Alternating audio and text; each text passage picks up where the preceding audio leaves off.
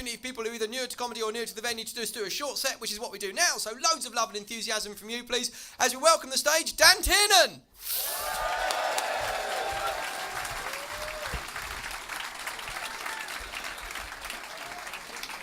Thank you. Right then, I feel firstly we need to talk about my face, because, you know, I understand it's not a very normal face. It's quite a strange face. Did I just get an R? Thank you. Bit patronising, but cheers. But, you know, I'm used to it. I've had this face my whole life. Like, people have been taking the piss out of this face my whole life. Like, at school, I got bullied. The other kids said I looked like I was dropped as a baby. They were wrong, I wasn't dropped. I was fucking thrown.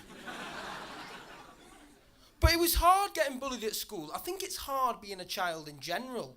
Like, turning 18 and becoming an adult, that was a big deal for me. I celebrated my 18th birthday. Not like my 16th birthday. My 16th birthday was shit. When I turned 16, that was when I realised that the law wasn't the reason no one wanted to have sex with me.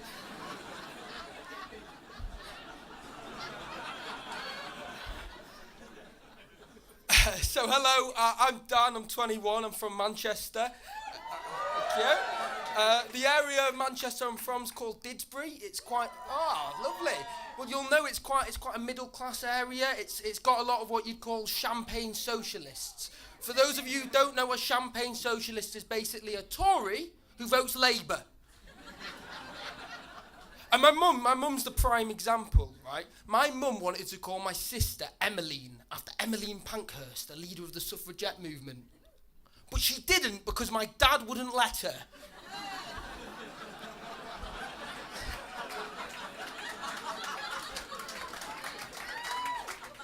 I'll tell you about some things that have recently happened to me. I've recently moved out of my mum and dad's house.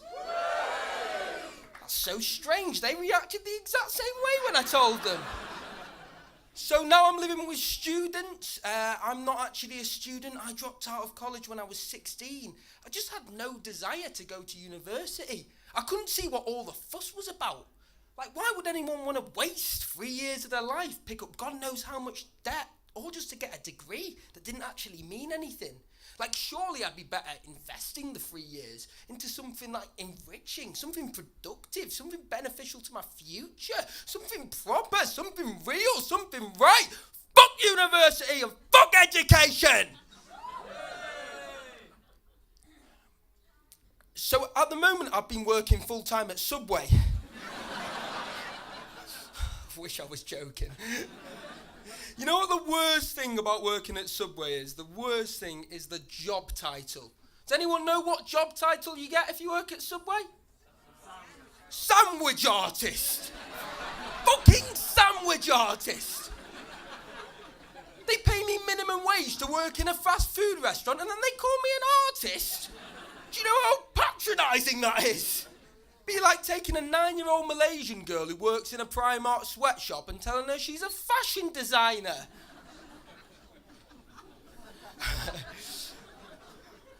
But like, it's not just the job title that annoys me. There's other things. Like, I arrived to work the other day, and on this particular day, I'd been feeling quite down about the fact I haven't gone to university, feeling like I'd underachieved.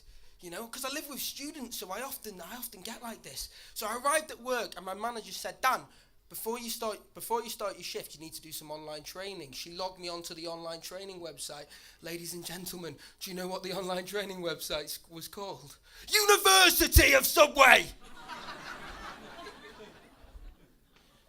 But you know, with the sandwich artist thing and the University of Subway thing, I can't help but feel like Subway just name things to take the piss out of my life. And it isn't, I know I sound paranoid, but it's not just Subway who do it. Richard Branson's been doing it for years.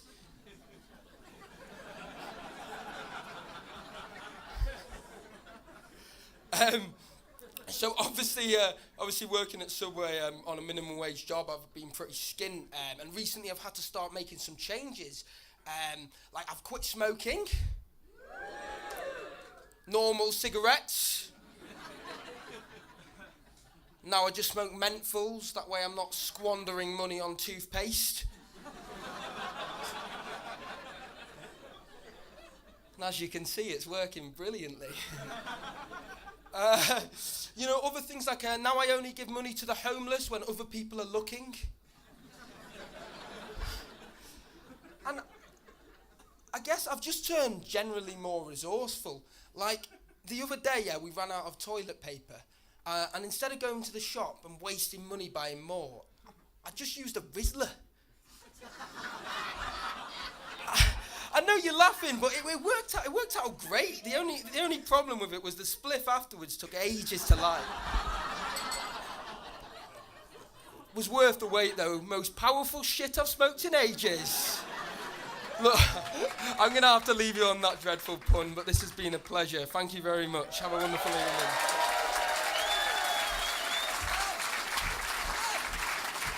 Dan Tiernan! He's young and he's enthusiastic. He's got some good jokes as well. I'll be nicking some of those later. Fucking amazing. Good stuff. Right, excellent. Right, so we're barreling on.